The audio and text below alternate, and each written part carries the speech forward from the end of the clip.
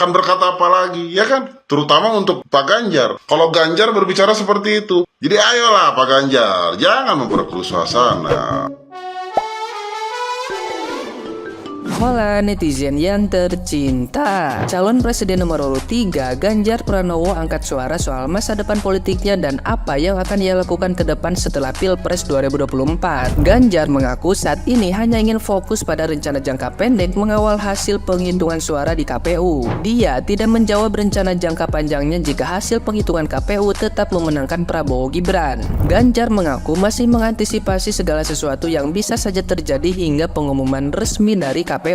Dia mengaku ingin fokus pada tanggung jawab hingga semuanya tuntas. Namun, Ganjar mengingatkan kepada para pendukungnya untuk tetap menjaga persatuan dan tidak menyebarkan hoax serta menggunakan jalur konstitusional. Ganjar saat ini tengah mendorong dua partai pengusungnya di DPR menggunakan hak angket untuk mengusut dugaan kecurangan pemilu. Dia mengajak partai pengusung Anies Muhaimin untuk mendorong hal yang sama. Namun begitu, hak angket baru bisa diusulkan secara resmi pada awal Maret mendatang setelah masa reses DPR. Jika digabungkan antara partai pengusung Ganjar dan Amin, hak angket telah memenuhi lebih dari setengah dari total kursi DPR. Tiga partai pengusung Anies, Nasdem, PKS, dan PKB juga telah menyatakan dukungan terhadap usulan tersebut. Namun, mereka masih menunggu sikap resmi PDIP di DPR. Nah, gimana nih menurut netizen yang terhormat? Silahkan berkomentar ya.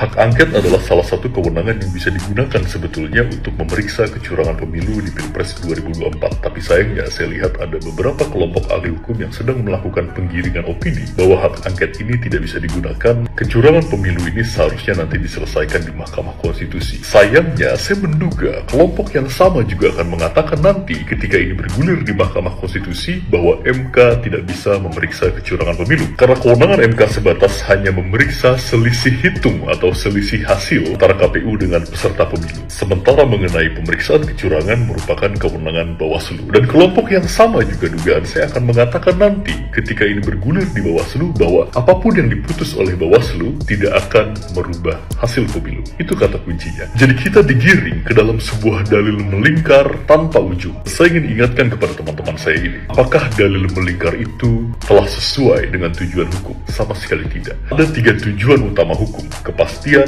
keadilan, dan kemanfaatan. Apakah dalil melingkar tanpa ujung mewujudkan kepastian? Tentu sangat tidak pasti. Apakah itu mewujudkan keadilan? Tentu sangat tidak adil. Dan apakah itu mewujudkan kemanfaatan? Ya, mungkin kemanfaatan bagi para penikmat kepentingan dan para oknum saja, tapi tidak akan bermanfaat bagi kejujuran demokrasi. Sekali lagi saya ingatkan bahwa tujuan hukum adalah kepastian, keadilan, dan kemanfaatan. Dan tujuan hukum bukan untuk memvalidasi kecurangan atau membenarkan kejahatan demokrasi. Jadi kalau bersih, ngapain risih? Pikir ulang.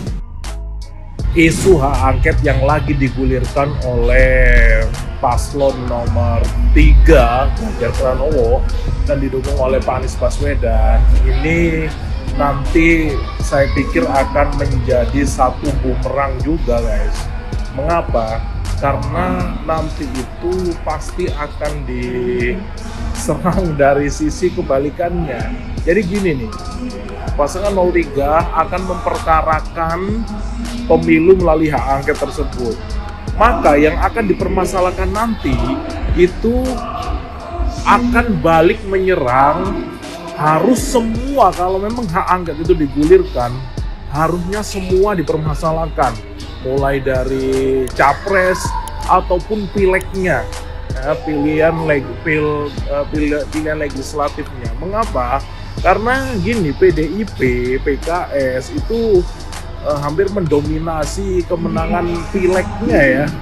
Nah, itu misalnya nanti Ganjar tetap menyerang di lini itu, maka pendukung 02 itu nanti akan menyerangnya pada pilek. Kalau memang benar-benar dilakukan hak angket, maka hak angket itu akan dilakukan oleh semuanya. Nah, ini akan menjadi satu pertarungan itu ya, sentil menyentil ini. Nah, gimana nanti kita nantikan. Bapak Ibu DPR, saya mau tanya dong, ini mau digulirkan hak angket mengenai dugaan kecurangan pemilu. Saya mau tanya nih, bukannya kecurangan pemilu itu udah ada yang nanganin? Ada yang namanya Bawaslu, ada yang namanya MK. Kok dibawa-bawa ke angket? Mau meriksa siapa? Mau nyelidikin siapa? Rakyat malah tanda tanya nih. Jangan-jangan hak angket itu kecewa karena calonnya kalah. Rakyat malah tanda tanya. Itu tuh yang penting tuh. Undang-undang perampasan aset itu cepet disahkan, cepet diketok. Bukannya yang enggak. Dikit-dikit angket, dikit-dikit angket. Angket kok dikit? Oke. Hak angket, KPU curang, pemilu terkonyol ini 2024 ini. Menurut saya ya, terkonyol. Gimana nggak terkonyol coba? Yang menang Pak Prabowo, yang dituduh curang KPU, yang didemo Jokowi, kan konyol namanya. Karena capres yang kalah dari capres yang nggak punya duit. Anies Ganjar mana punya duit itu? Kekayaannya sama Gibran aja kalah itu. Iya kan? Prabowo 2 kali kalah, legowo, adem ayem karena punya duit, gak ada tekanan. Iya kan? Kekayaan Anies 11M, kekayaan Ganjar 13M. Buat kampanye Jawa Barat, Jawa Tengah aja kurang. Otomatis ketika mereka kalah, mendapatkan tekanan dari orang-orang yang mendanai kampanye mereka. Gak sedikit itu dana kampanye, terutama oleh partai pengusung yang tidak puas dengan perolehan suara mereka. Tuh kan, pengeluaran besar, suara sedikit. Joko Widodo 2014 mencalonkan diri menjadi presiden, berapa hartanya? 30M. Nah ente pada Anies 11M, Ganjar 13M, mimpi pengen jadi presiden di 2024 punya duit segitu. Kalaupun Anda jadi, berisiko sekali karena akan banyak orang yang menagih janji politik kepada Anda, terutama menagih janji dana kampanye. Iya kan? Curang.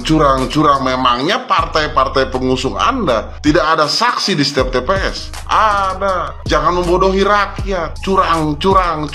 Tanya sama saksi-saksi Anda. Iya kan? Dari semua saksi itu ada yang dapat uang 250.000, 300.000 kan, sampai subuh hitung-hitung. Dari semua partai, PDIP, PKS, Nasdem, Golkar, ada semua. Jadi jangan berkata curang. Hampir setiap TPS Prabowo menang. Walaupun dari DPRD provinsi, DPRD kabupaten, ya kan, itu bervariasi. Kebanyakannya memang dari PDIP, dari Nasdem, ya kan, dari Golkar, dari Gerindra, ya kan. Iyalah, karena rakyat itu punya pendirian.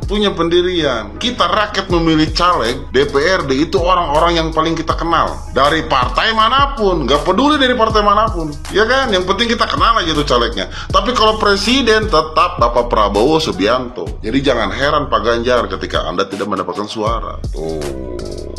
Ya kan? Ini semua ada di Anies sama di Ganjar. Kalau menurut saya bisa riweuh seperti ini tuh. Kalau Anies sama Ganjar berkata seperti ini aja, mari kita pasrahkan semua kepada KPU. Bingung itu partai pengusung, para pendana kampanye bingung akan berkata apa lagi, ya kan? Terutama untuk Pak Ganjar, Adiana Pitupulu, Washington akan diam itu. Kalau Ganjar berbicara seperti itu, saudara-saudaraku semua, mari kita pasrahkan semua kepada KPU. Mau ngomong apa coba? Mereka nggak bisa berkutik apa-apa. Jadi ayolah Pak Ganjar, jangan memperkeruh suasana. Pak Anies, kita semua bersaudara, kita hargai keputusan KPU. Kalau memang curang, kumpulkan bukti, jangan cuma koar-koar doang. Iya kan? Kumpulkan bukti dari setiap TPS. Itu lebih baik daripada terus-terusan di media sosial. Jangan, ya. Berikanlah contoh yang baik kepada rakyat. Jaga terus kesatuan, jangan pada lupa ngopi. NKRI harga mati. Halo kawan-kawan semua, hak angket semakin ramai dibahas ya, baik di tataran elit maupun di masyarakat di tingkat bawah. Cuma menariknya kenapa kemudian ya kelompok-kelompok 02 ini kok merasa takut sekali dengan hak angket. Kenapa itu loh? Seakan-akan hak angket ini buat mereka itu sudah seperti kiamat gitu loh. Jadi kalau ada hak angket akan terjadi kerusuhan, akan terjadi chaos dan segala macamnya.